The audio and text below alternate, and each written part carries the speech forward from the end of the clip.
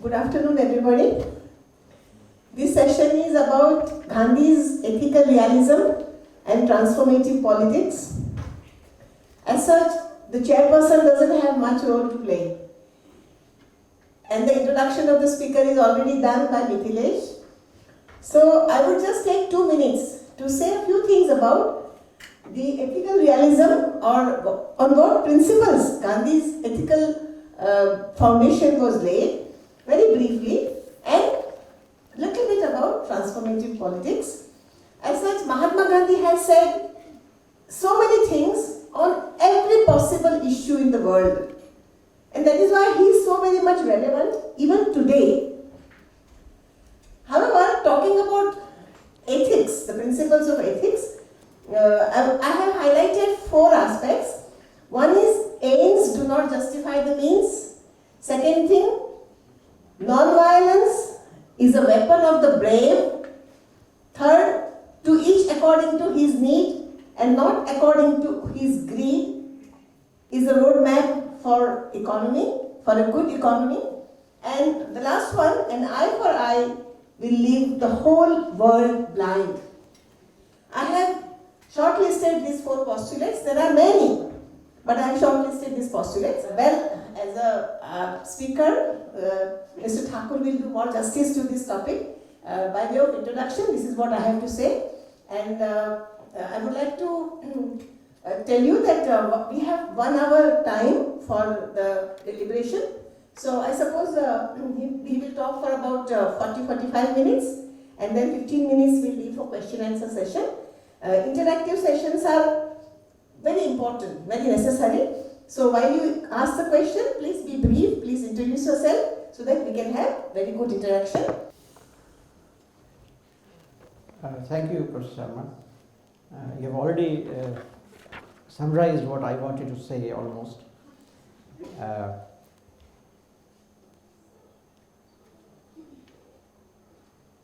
The first thing is that I want to thank the organizers, Professor Rohini and Professor Shah and everybody, to invite me to Guwahati, because I have started treating Guwahati as my second home, and Assam is my second home, because I think it's a gold mine of knowledge and tradition, and that's my major project of my life.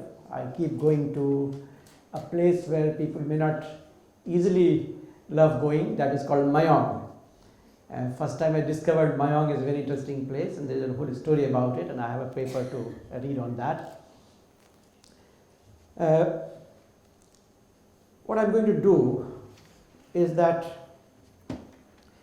talk about transformative politics. What is transformative politics? And what is this whole idea of post-truth? I think we need to examine that. It is getting currency, the idea of the post-truth, as if it is something given fact. I think this is a part of the discourse which is emerging from a kind of politics. So we'll talk about that a little bit. And then I'll talk about the crisis that we are facing today and to what extent Gandhi can help us in solving that crisis through his larger political frame that is called ethical realism. I think if we think of politics, there could be a transformative politics, as you rightly said, and there could be a regressive politics. So what is transformative politics and what is regressive politics? Transformative politics is when you generate trust in the people and you attack the demerits of the people for whom you are fighting. Do you have the guts to tell the people that you are wrong? Once you start doing that, then only you can transform. If you don't do that, the easiest thing is to do what the community is thinking, to persuade the community to believe that you are absolutely right. So you start accepting me as your leader, and then I mobilize you the way I want. I think Gandhi talked about the transformative politics. Like Vivekananda, he goes to US, comes back to India, he defends Hinduism in US, and in Chennai, when the funders were sitting in front of him, all who's who from India, he said that the problem of India has been caused by you all. This is the guts of a person who funded him to go. He comes back and tells them that you are the reason of the problem. Gandhi, I think, represented that kind of politics. So every small and big thing where Gandhi realized that it is a problem of the community, it is a problem of Indians, he immediately critiqued. And critiqued in a big way, without any limits. Regressive politics, like I give you an example. There's something called Khap Panchayat. You must be knowing Khap Panchayat, everybody knows that. Many of the leaders speak against that when they are in the metropolis context. When they go back to that area, they start praising that. They know they will be against them. So you are playing with the gallery, that's the kind of thing. So for your own popularity, you start accepting the ideas of the majority as the best ideas. You don't have the guts to tell the majority that you are wrong. I think that is what is regressive politics. When you have the guts to tell the majority that you are wrong, that is progressive politics. Now the idea of post-truth is not that truth has changed, not that truth has suddenly become unrecognizable. I think it's a guts to say that this is truth is lacking. That is the post-truth. The post-truth is a typical reflection of the kind of majoritarian politics that we are in today, globally speaking. We don't want to say this is truth. Also, there is a possibility that we don't recognize what is truth, but as Gandhi says, that it's not very difficult to recognize what is truth. You keep your palm in your heart and you know what is truth. What Galileo said when he came out from the court and he was forced to accept that earth is static and sun is taking round of the sun, he comes back and says, yes, it is, you are right, but yet it is truth. Yet it is true. What I am saying is true. Or when Aristotle says that dear is Plato, but dearer is the truth. So that dearer is the truth, I think, is something that is universal and always there. That is where we have to understand that post-truth, in a way, is also kind of ideological formation that is telling us that truth is fragmented. There are many truths. There is no one truth. I think some people take advantage of the complexity of the truth and suggest that truth is not knowable. Gandhi probably was, as he claimed himself, an Anekantwadi. Anekantwad is a philosophy that emerged in 6th century BC when a lot of people were claiming their idea of the truth. So the Jain philosophy said that Eka Satyam Vipra Vaudha Vadanti. So there are many interpretations of the truth, but truth is only one. And we are all partially knowing the truth. Nobody knows the whole truth. That is from where Gandhi's idea of Satyagraha comes. Now, therefore, I think we must use the term with care, the idea of the post-truth. It is also an ideological formation. That's the point I want to make. Now, what are the challenges that we are facing today in the 21st century, and can Gandhi help us in that? I think one of the major challenges that we are facing today and that we must recognize is that there is a major ontic mutation that is taking place. What is ontic mutation?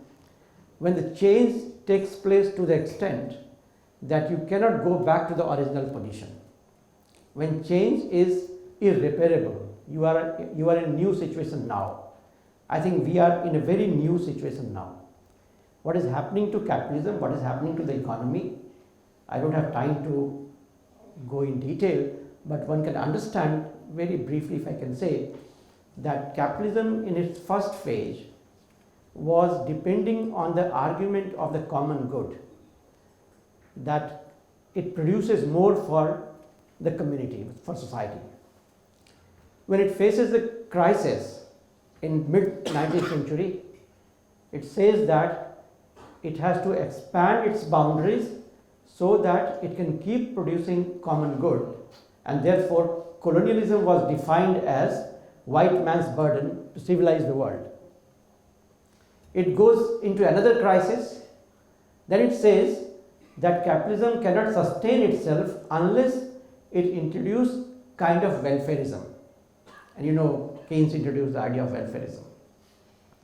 Again it goes into crisis, and that was the first ontic mutation that took place in capitalism in 1970s, when the advocates of capitalism suggested that capitalism is important not for common good in material terms, but it is important for human freedom.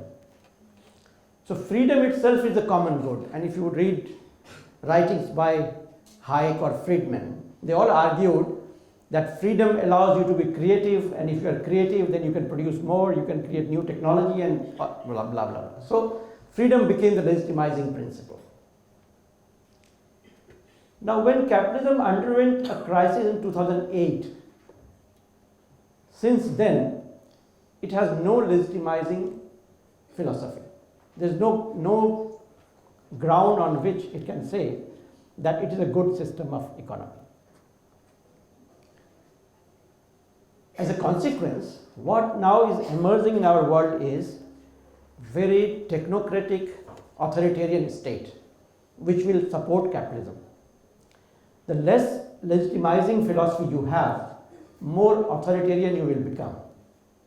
With the help of technology, robotics and artificial intelligence, capitalism has discovered that it will not need human labor anymore. Very little amount of human labor it will need to keep producing. So there is a possibility that there will be 70% unemployment, that's what economists are saying, in USA in next 20 years. But they don't need, even the lawyers and doctors and professors would be quite irrelevant. I think we understand all these things happening, what is called MOOC courses and the politics of the MOOC courses.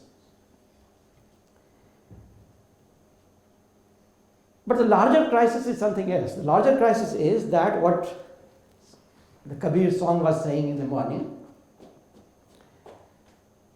that दुखिया दास कबीर है जागे और रोए, सुखिया सब संसार है सोए और खाए और सोए, दुखिया दास कबीर है जागे और रोए. I think Apurvanand is here. I'm borrowing one concept from him, that there is some kind of cognitive damage that has happened to us. The capitalism has created a cognitive damage to us, and that we have to take cognizance of. What is this cognitive damage? The cognitive damage is that we are unable to recognize the crisis that is coming. Instead, we have started celebrating the crisis. If capitalism goes into crisis, it has no legitimizing factor, philosophy, then it will do two things. One, that the state will become authoritarian. Two, that it will use all kind of identities to divide the people so that you can't attack the state. I don't want to speak anything on India at the moment. One can understand what's happening here also. And three, that then you are unable to recognize this thing happening to you. That is more dangerous than that, I think. Why it is happening, why we are unable to recognize this thing, why it is happening that our own friends, childhood friends, relatives inside the family. I got a phone call from somebody from Bhagalpur that it is becoming more and more difficult to engage with people where you are working, but they are just not convinced, they are not understanding, they are not capturing what is happening, why it is happening. I will use somebody's concept to understand this. There's an economist, a behavioral economist, Daniel Kahneman, thinking fast and slow. I think it's a very interesting argument, this thinking fast and slow. He suggests that our mind has two systems, one thinking fast, other is thinking slow. We generally tend to use the fast thinking system because it requires less energy, less attention also. We take more time to think if we want to do the slow thinking. What is fast thinking? If I ask you 2 plus 2 divided by 2, how much? How much it is? 2 plus 2 divided by 2? See, that is fast thinking.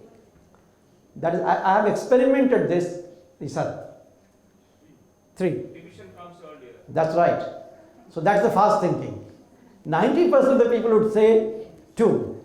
That is fast thinking. When you say 3, it is slow thinking. Because then you decide what BODMAS is applicable here.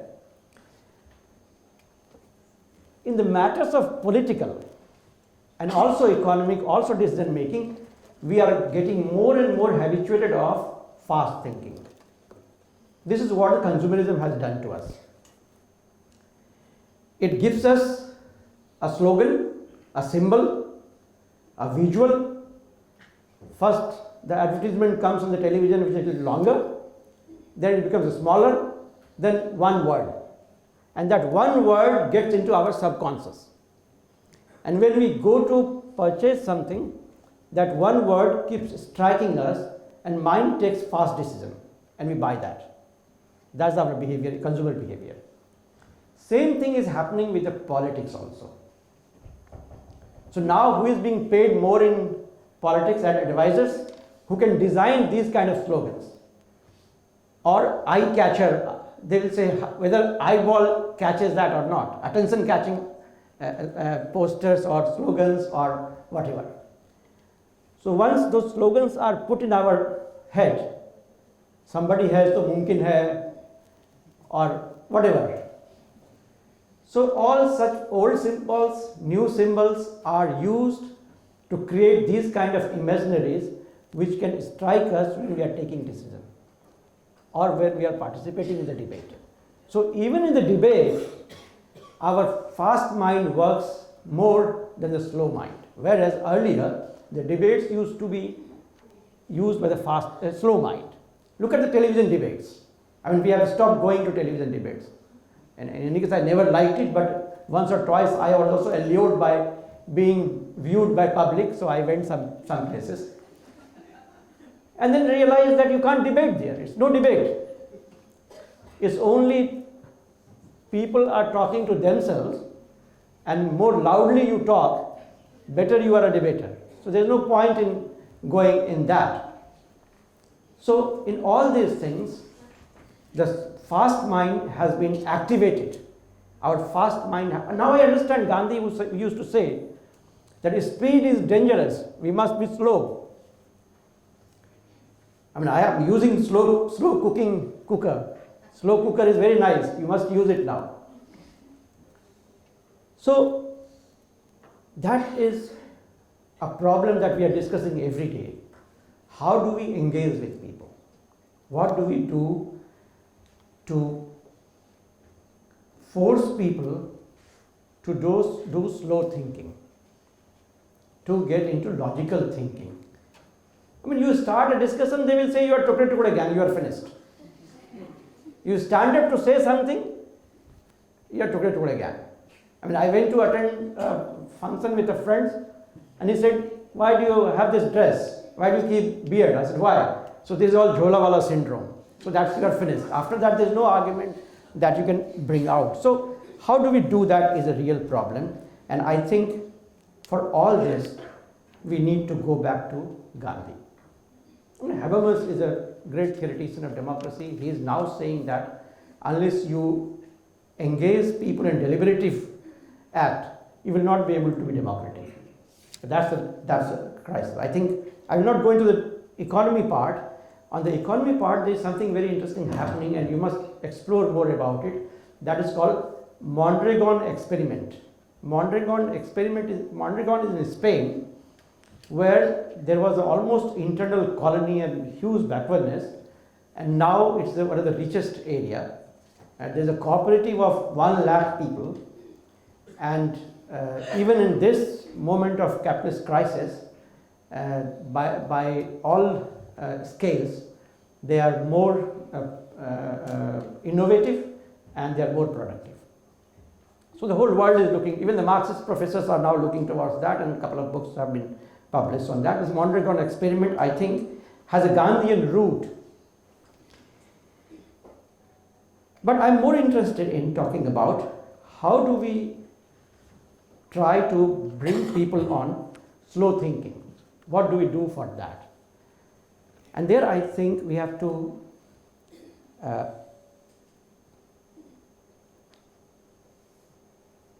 get into this idea that I think is a core idea of Gandhian philosophy, that is ethical realism.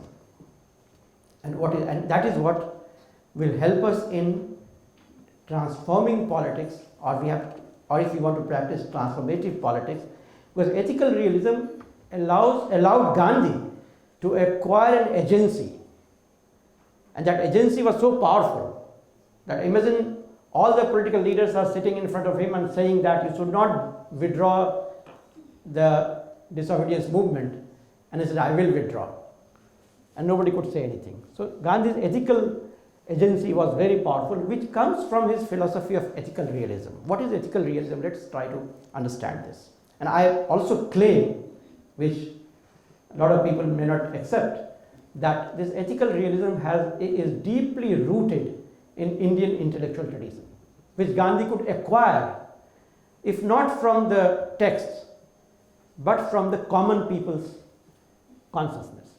Because he had the capacity to capture the collective consciousness, and from where he captured this thing. I'll give one example of that. So let us take one story, a famous story, everybody knows that, कि एक साधु नदी में खड़ा है और एक चींटी बह के आती है और साधु उसे उठा के बाहर फेंकता है, चींटी फिर उसे काटती है, एक बार काटती है, फिर वो पानी में चली जाती है, फिर उसको उठा के बाहर लाता है साधु, फिर काटती है, और ये कई बार वो बार बार करता है। तो किसी ने पूछा कि आप ये क्यों कर रहे हो?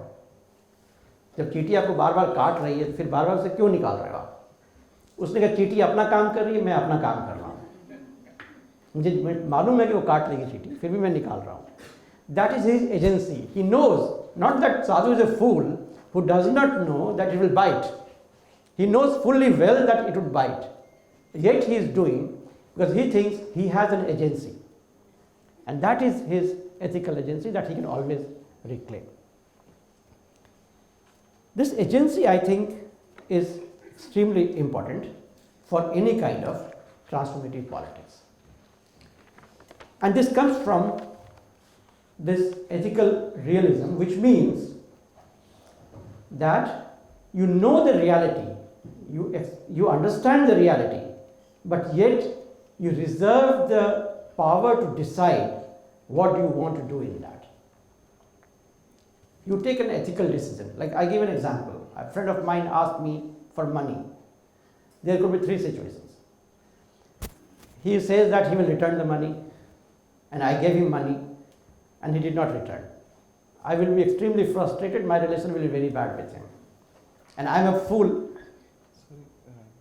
Sorry. I'm disturbing something? No. Okay. So I am a fool because I did not know the reality that he would not return me the money. Please remind me 5 minutes before. That he doesn't, I don't know the reality. The other situation is that I know the reality that he would not return me the money. I am fairly well aware of it, yet I gave him the money. Why? Because I thought it's my agency. I know that he will not return, but I have decided to give him. It's my agency. That's the ethical realism, that I know the reality, not that I don't know the reality. I'm not a fool that I don't know the reality, yet I am doing it because I have a human agency to do it. Gandhi constantly was theorizing this, that whether our life is controlled by our body or we have something beyond that that can control my body and my life might go on. So that is, I think, Gandhi's idea of ethical realism. Take for example his fasting. I mean, there are people who fast and die and nobody listens to them. It never happened with Gandhi. He was very intelligent on that. He was extremely realist on that whether I should fast at this moment or not, or at what stage I must break the fast. I give an example, Mumbai mill strike. Suddenly declared fast unto death. Everybody was shattered. What is he doing? The mill owner will not accept that. But he knew fairly well, because mill owner's wife was great fan of Gandhi. He knew that he can't survive without he can't do anything else but to break the fast, to agree on to accept it. I think he had certain intuitive capacity to understand human beings, and he says this very clearly in his autobiography that his lawyer told him, the lawyer boss told him, that first thing you must do is read some books to understand human beings. And lawyers have very good capacity to understand human beings. So he read a lot of, he gave a reference of books which he read to understand human nature. By doing fast, what was he doing? What was the act of fasting? The act of fasting was not about himself. The act of fasting was about others.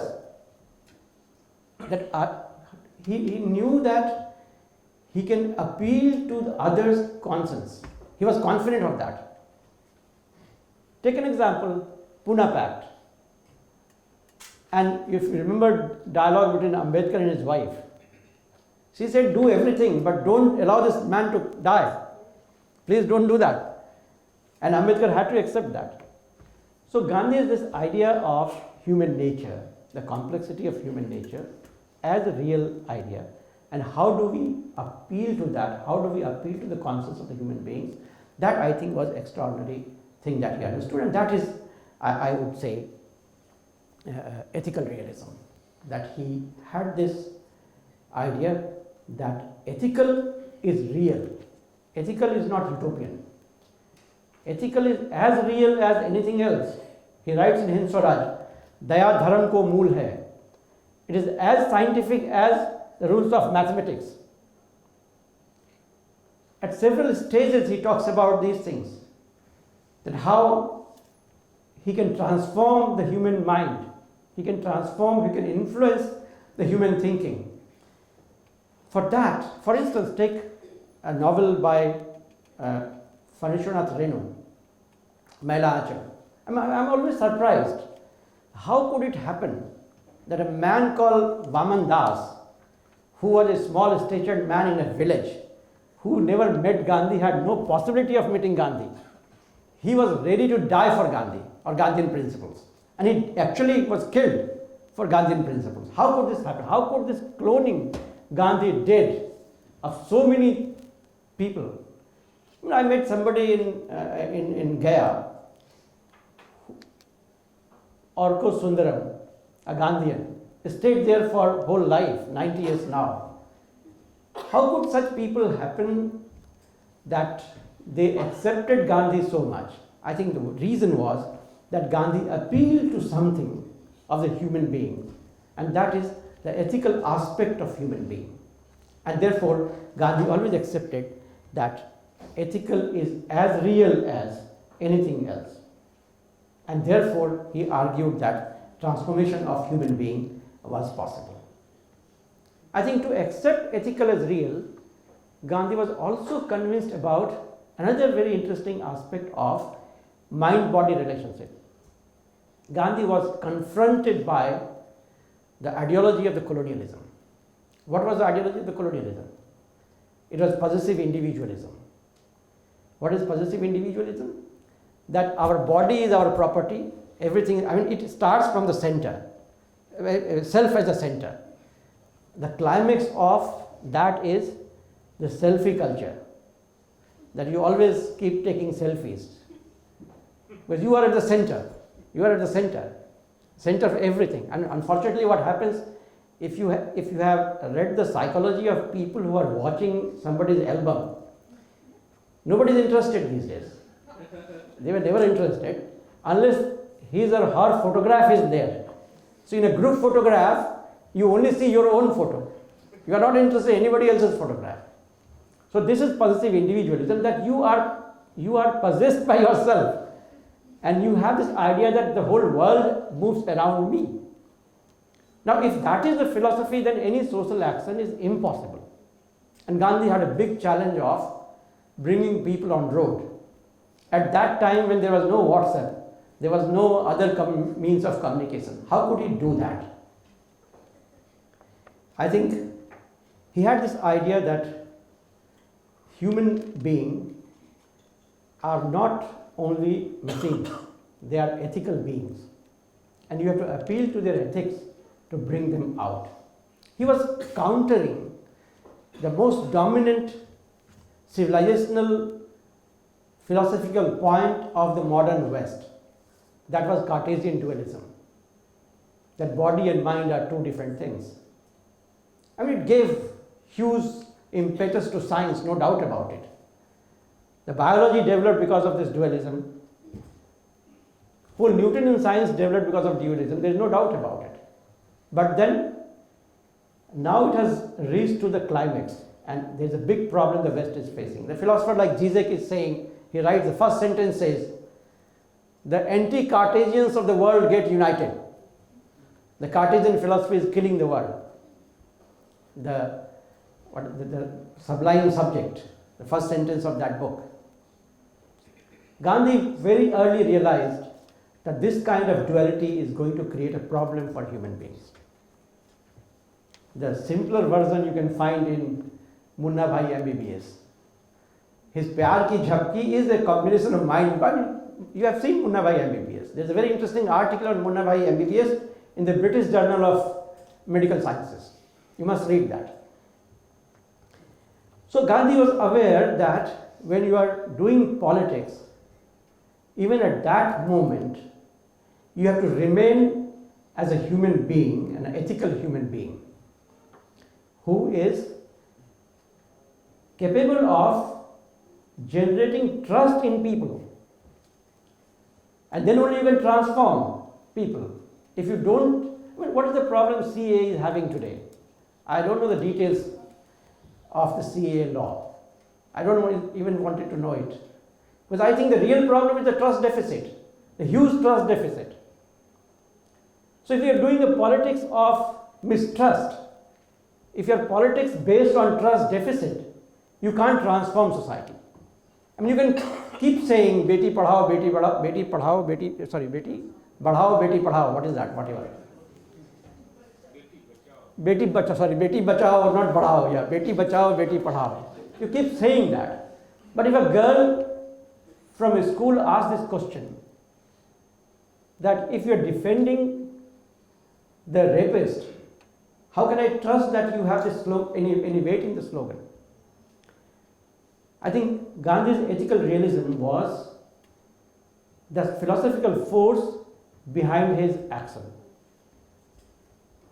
The judgmental rationality of Gandhi was invoked every time, or he wanted to invoke the judgmental rationality of the people, that you decide everything by yourself, by keeping one tabiz in your mind. What is a tabiz? The tabiz is part of the Indian tradition. Remember Vidur's discourse with Dhritarashtra. Mahabharata is going to happen tomorrow, and Vidur is called by Dhritarashtra, and Vidur asked him, why this Mahabharata? Who is responsible for that? And what was Vidur's answer? Who was responsible for Mahabharata? You. He told Dhritarashtra, you are responsible for that. Why?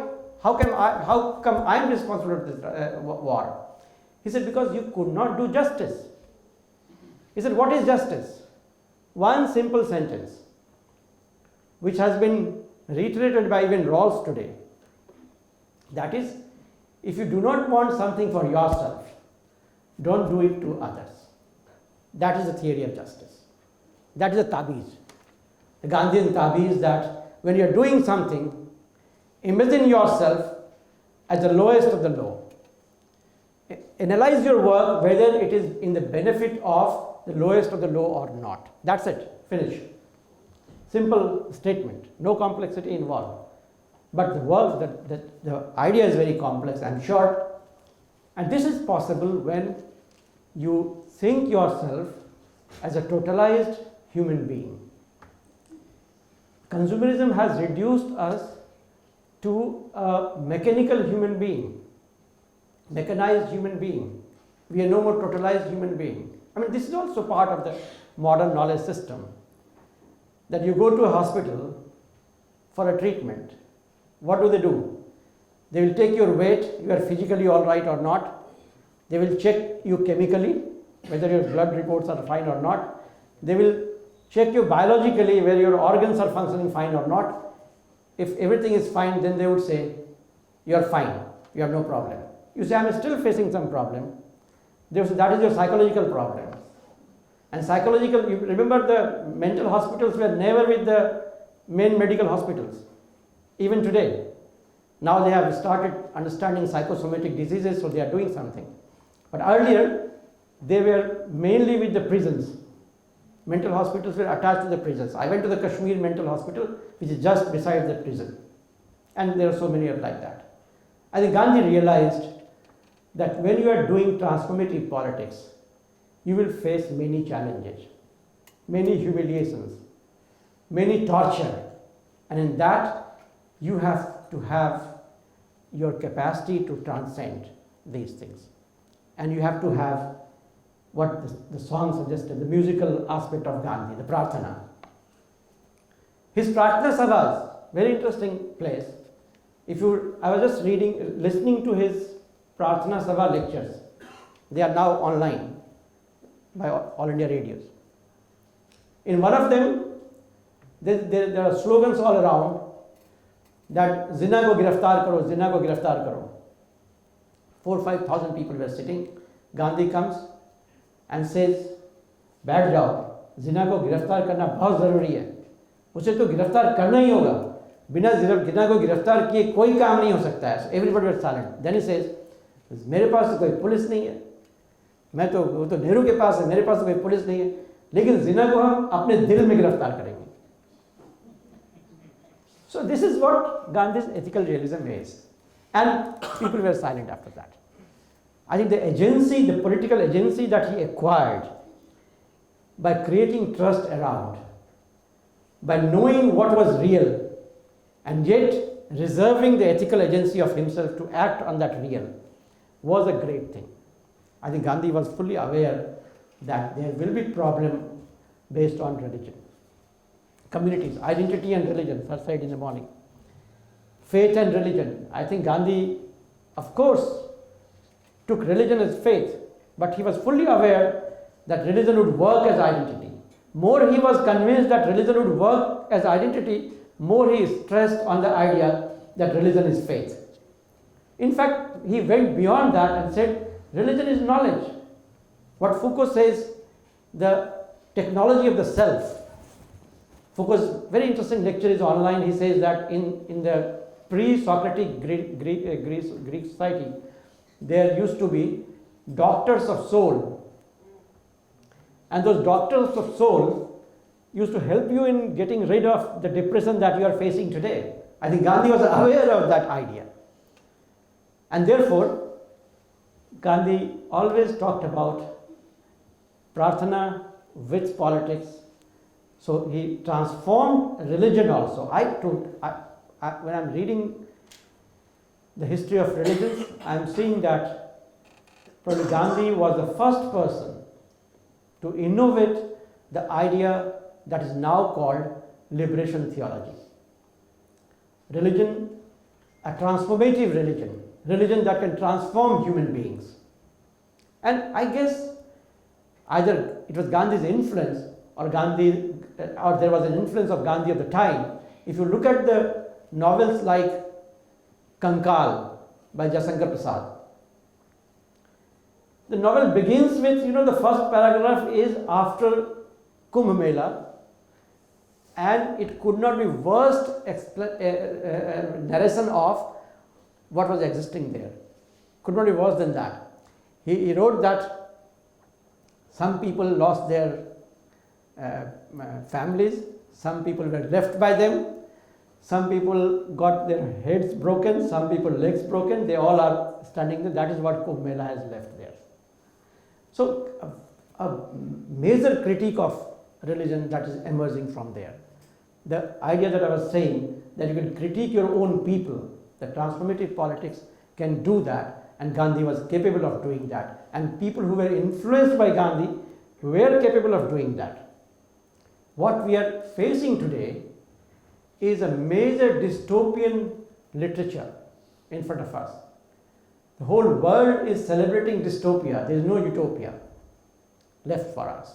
I mean, you read Michel Houellebecq, a French novelist. He has a book called Atomized and Submission. There are major dystopias. He says that look at the quarters in front of me. They have 70% single occupants. The protagonist is a genetics engineer. He is working on the genome editing. And he is saying that we are heading towards a post-human society. It's a major dystopia. I was just trying to see which novels are becoming the best sellers in different countries. And to my surprise, I discovered 80% novels becoming bestsellers are dystopian novels. So this is what the world in which we are living, and in that I think Gandhi offers an utopia. The Gandhi's ethical realism is an utopia, but the utopia is necessary, and I think Gandhi's contribution is that he suggests this utopia is not unreal. It is as real as anything else. That is Gandhi's contribution, and that is what we have to carry from Gandhi for the 21st century. If we can invoke Gandhi to provoke people to think slow, to think reasonably, to engage with other human beings in the era of this technological onslaught, to empower people to counter against this technocratic authoritarian state. There is no other way out. I mean, I didn't want to talk about JNU, but interestingly, I mean, while teaching this course on text and philosophy, Gandhi, Ambedkar and Marx, there used to be a big debate about violence. And I used to say that you have no option except to be Gandhian today. If you are not Gandhian, you will be finished. So the Marxist group in JNU is the biggest Gandhian today. They are being beaten up. You can imagine if 8,000 students are in the campus and 40 people came and thrashed them. If 2,000 of them would have been united, 500 of them would have been, and they were standing there. They were very much there. The violence could have finished these 30, 40 people. But they know fairly well that Gandhi is so relevant today. Because behind these 30, 40 people, there is a technocratic authoritarian state standing. So in 21st century, globally speaking, what is emerging as a major threat to democracy, to human life, can only be countered by Gandhian ethical realism. We do not have any option today left. Thank you very much.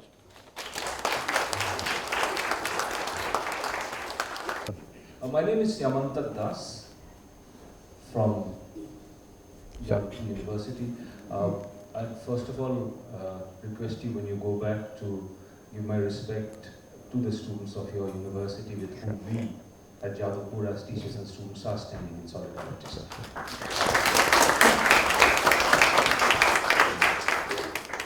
I found your deliberation very interesting. Just one very small point, and then I'll come to the substantive question that I have. The small point is that if there were brackets before and after the first twos, then the answer would be 2. And you can't make out whether there are brackets when you're studying. 2 plus 2 divided by 2. There's no bracket because I've already said. The more substantive question is that when you were discussing Gandhi's fasting, you seem to suggest, and I might be getting you wrong, that it was a species of blackmail. That when you are fasting and saying that, look, I am going to die if you don't negotiate with your mill workers or if you don't come to the negotiating table, I have always felt that it was not merely the fact that he was an elite, a barrister elite whose mill owner's wife knew and didn't want to die, or Ambedkar's wife knew and didn't want to die, and so on and so forth. That there was more to it than that. That in fact he was fully prepared to die in service of a larger cause. So I would distinguish between Gandhi's fasting and subsequent fast by others who have depended on two things: the emotive power, and it's a species of kind of emotional ethical blackmail towards those who are holding them, who are the barrier in front of them. I come from a university, as you do, sir, where students have gone on fasts. Nobody has died so far. But I have always felt that there was perhaps this distinction that a fast by Mohandas Karamchand Gandhi is different not just in degree but in kind from the kinds of fast that other political and other leaders have taken to doing in recent years. I would like you to shed a bit of light on that. Thank you. Should I go one by one? Or you want the mic? Yeah, Is it in mic? Or should I stand there and answer? Is it in other mic? Do you have another mic? So one by one. Okay, yeah. Hello? Yeah. No, I would entirely agree with you that it is not a emotional blackmail. I think he had this understanding that there is something called conscience that could be raised, and if the enemy is absolutely conscienceless, and he would not have this calculation that whether enemy could budge to this or not, he would have taken a different decision. I think his understanding of the other was very, very nuanced, and he knew at what stage he might budge. Not that he was not ready to die. I am not saying that he would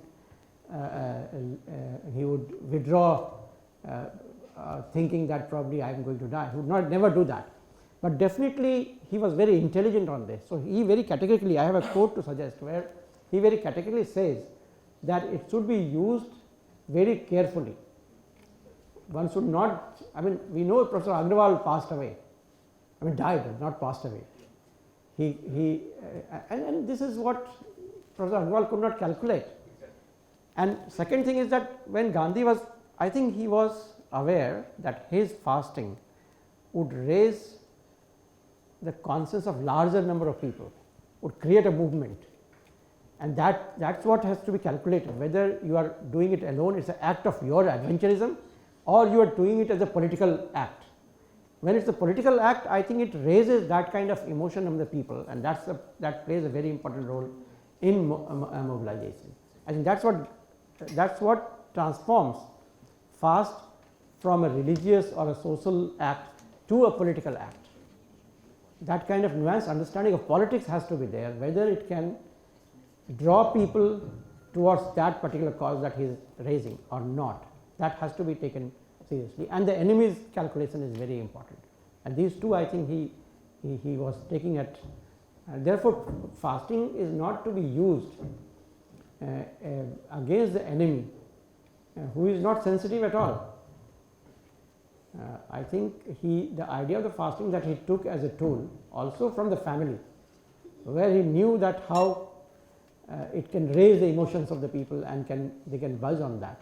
So I think it's more nuanced than that, but definitely he had the confidence in the other, that the other would transcend that barrier, would come forward at certain stage, and that will also open the space for dialogue, create a trust for dialogue. So I think that's how he used it. So. Mani ji, जैसा professor दास कह रहे थे, मैं उस बात को दोहराना चाहता हूँ कि आपने जो कहा और अभी भी जो आप कह रहे हैं उसमें ऐसा लग रहा है कि गांधी का उपवास दरअसल एक रणनीतिक चीज थी। जबकि आपने खुद ही कहा है कि ethics was very real for him. It was not a strategy. खासकर गांधी का के आखिरी दिनों के जो 2 उपवास हैं उन्हें आप देखते हैं, और उपवास को अगर आप छोड़ दें तो नोआखाली में गांधी का जाना उपवास से जो होता है ठीक वही करने जैसा था, यानी अपने आप को खराब पे चढ़ा लेना, क्योंकि गांधी को ये नहीं मालूम था कि वो नोआखाली से जिंदा लौटेंगे कि नहीं। उन्होंने कई बार इस बात को कहा। उसी तरह कलकत्ता में जब वो उपवास पर बैठे या दिल्ली में जब वो उपवास पर बैठे तो गांधी को ये नहीं पता था कि वो जिंदा उससे निकलेंगे कि नहीं, और उनके दोस्तों को भी नहीं पता। तो मेरा ख्याल है कि गांधी के उपवास वाले प्रश्न पर आप कुछ और सोचना चाहेंगे। दूसरी बात, हिंसा और अहिंसा का प्रश्न, उसमें भी जो आप सुझाव दे रहे हैं उससे ऐसा प्रतीत होता है कि अहिंसा एक नीति के तौर पर अपनाई जानी चाहिए, पॉलिसी, यानी, और वो बात है जो गांधी ने खुद आखिरी दिनों में कही।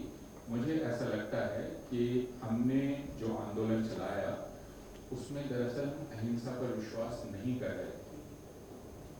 ये उनके आखिरी दिनों की बात है। We didn't really believe in non-violence, क्योंकि जैसे ही हमारे हाथ में ताकत आई वैसे ही हमने साबित कर दिया कि हम हिंसक हो सकते हैं। ये बिल्कुल आखिरी दिनों की बात है। इसमें जवाहरलाल नेहरू विश्वविद्यालय में छात्रों का पिट जाना दरअसल गांधी की अहिंसा नहीं है, वह तो हिंसा को सामने आते हुए देख नहीं रहे थे, औचक पकड़े गए।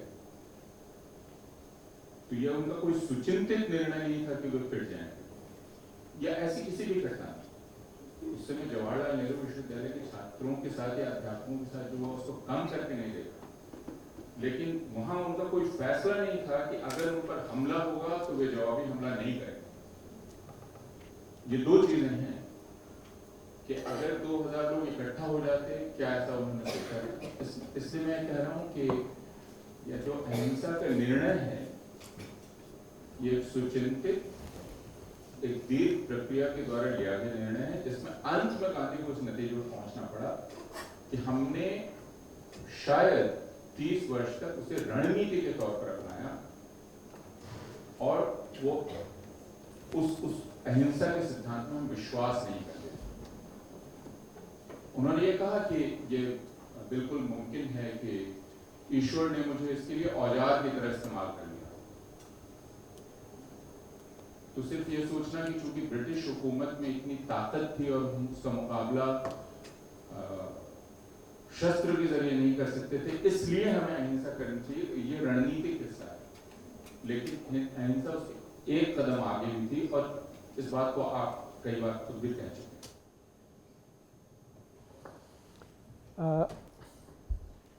मुझे लगता है कि रणनीति का होना और उसमें विश्वास होना दोनों अलग अलग बात शायद नहीं है।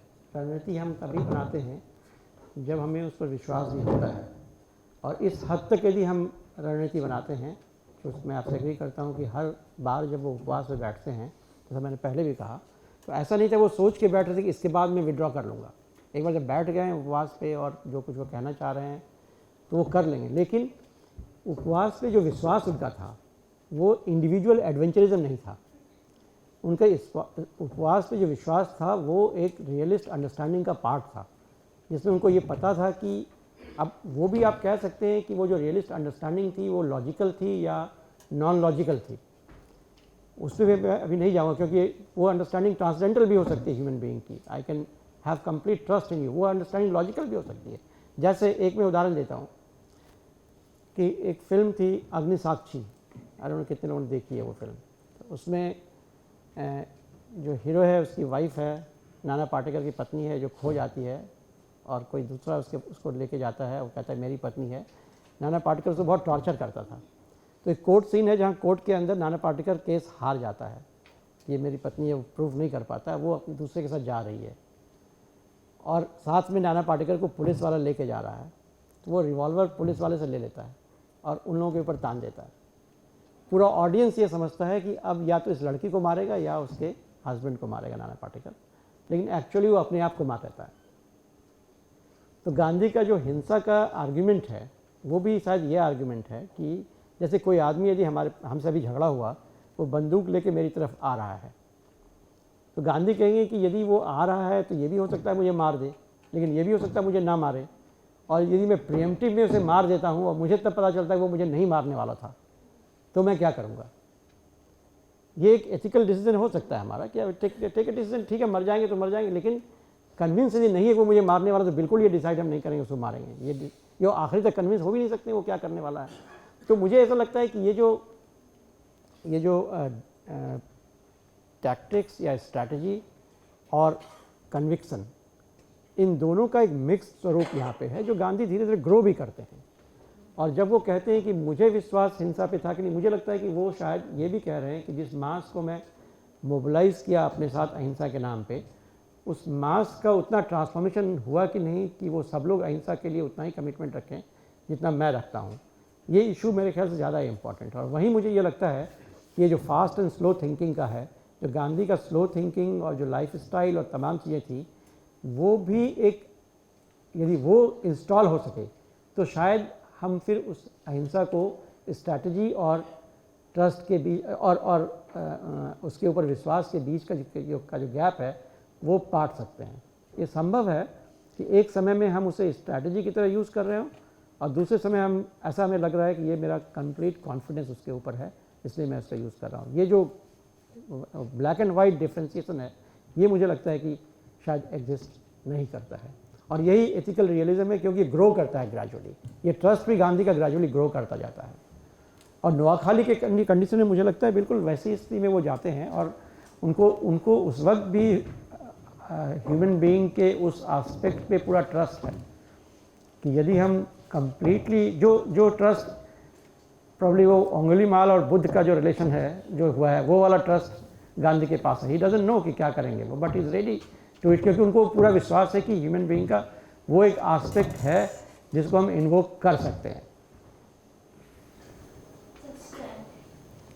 In addition to it, from my observation, I mean, maybe think it this way that there was a religious healing touch, kind of touch from Gandhi, because if we take him as a crusader, if we take him as a bodhisattva, who already attained Nibbana moksha, but then for the Jivan Mukta kind of as a role model.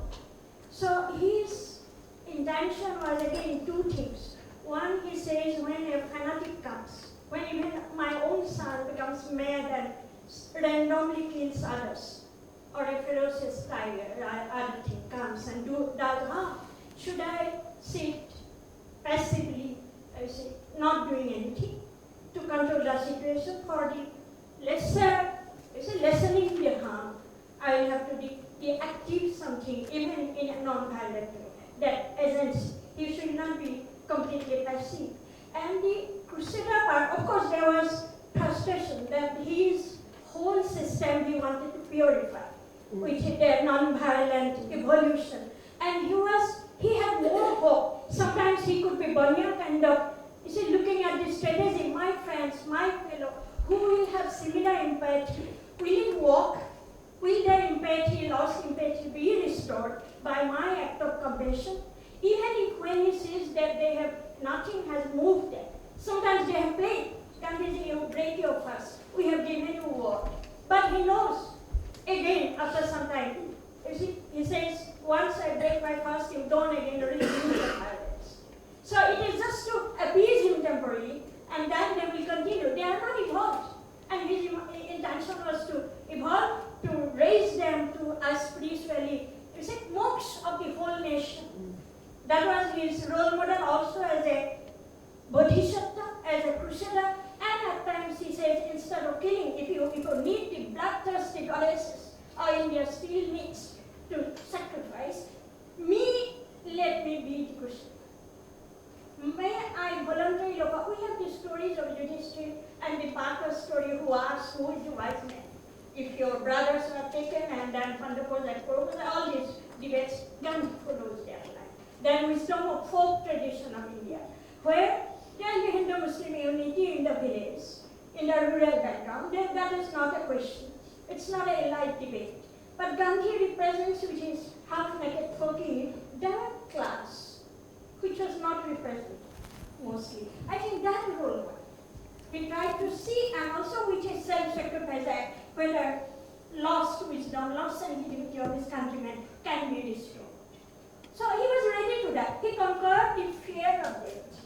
I think we can take him that way. So he says till last, I think in Tendulkar's book, we find that let me magnify my cross. Let me reach my salvation through my tears. And let me magnify my cross. Because last time he became more silent. More, you could see people are not ready. Even Hindu Muslim identity happened in such a mechanized, artificial makeup kind of adjustment. He was not for artificial makeup. He wanted hard change. I think these are some of the things we have to keep in mind also as a crusader. That was. There's a problem of either looking at Gandhi as an ethical person or as somebody who was leading a political movement, a very realist person who was understanding the dynamics of politics. I think there is a combination of the two that is existing, and that is where we are facing this problem, that sometimes we move to that, sometimes we move to this. I think if we can resolve this tension, that what you said about his being ethical completely, but at the same time what I probably am trying to insist on this point, that being ethical did not mean that he was not realist, that he was not understanding things, that he was only individual adventurous, that I would like to die, suffer, sacrifice, all these things are fine, but I think he was very intelligent person who was trying to combine the two, and that is where the tension is. But I look at this, one of my students is working on this, that how the contemporary social movements, I mean, or let me put it like this, that what Gandhi could combine together, the social and the political, got differentiated in the post independence phase. The political does not want to talk about social or ethical, and the social does not want to talk about the political. All the Gandhian movements we are trying to see, they even at this moment, all of them are restraining from making political statement or being political. At the moment when I am very happy to see younger generation who had nothing to do with politics, now they are sending messages that if you are not political, you are nothing. I am talking of the class 12 students now. Even at this moment, the Gandhian political movements are claiming to remain non-political. So, I think that differentiation has taken place. Gandhi was intelligently combining the two. This combination might have some tension of strategy or trust or faith, but I think that is where, that is the narrow path on which Gandhi was traveling constantly. We have time for one more question. Sir. Please, sir. Please, sir.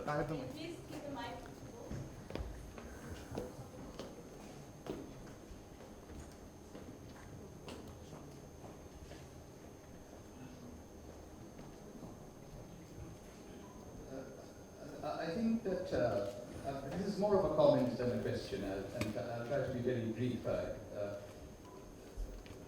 I can see that even in your phrase, ethical realism, you are trying to resolve an apparent paradox. And I think Gandhi was always ready to die when he undertook fasts, but his fasts also had strategic objectives.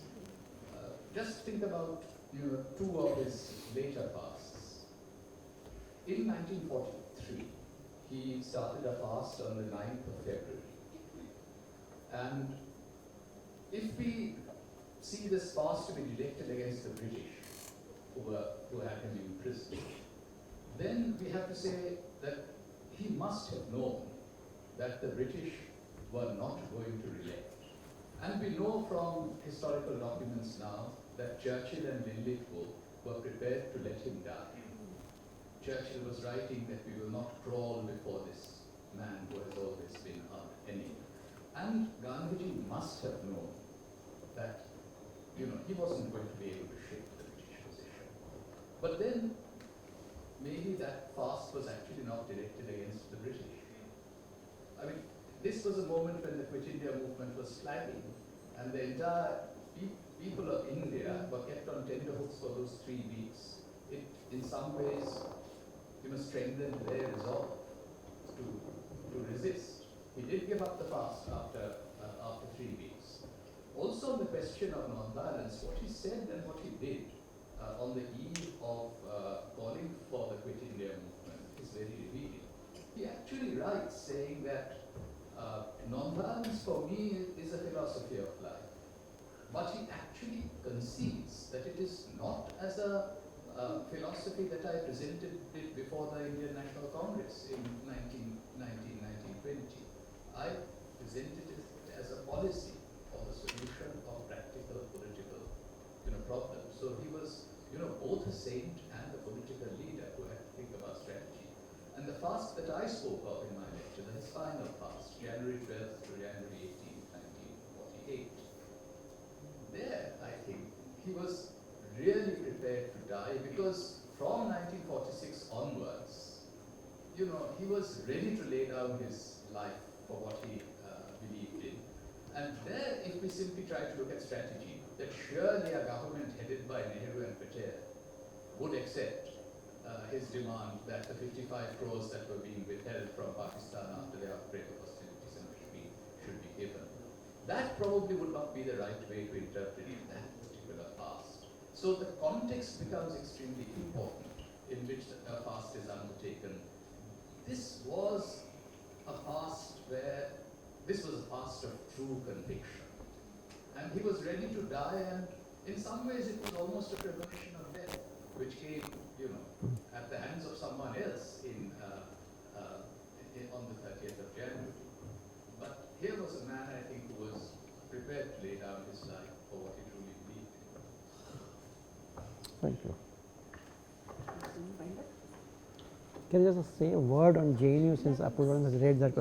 I think Apurva, on the JNU thing, I just want to respond to you. Maybe we can privately do it too, but I want to take this public occasion to I think since last, say 4 years, I've been watching the people who are sitting on fast and dharna very carefully. I think it would have been possible probably. Some people would have resorted to violence against this crowd also. But by and large, I can say that the community, the political community of JNU, the group which is politically active, they are very convinced about it, that non-violence as a strategy and as a philosophy, both, is the best thing for them. They are pretty convinced about the same group, which therefore I am saying political community. Maybe some other people would have resorted to violence, it's entirely possible. Those who are not very political, their response would have been chalo marte hain hum bhi.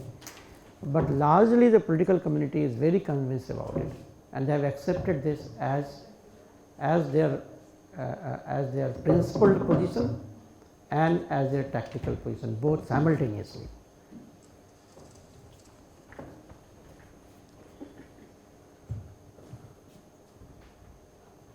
Thank you very much, Dr. Manindra Nath Thakur. We had a very interesting lecture, followed by a very interesting interactive session. Well, I have nothing more to add. The session ends here. Thank you very much. Thank you. Thank you.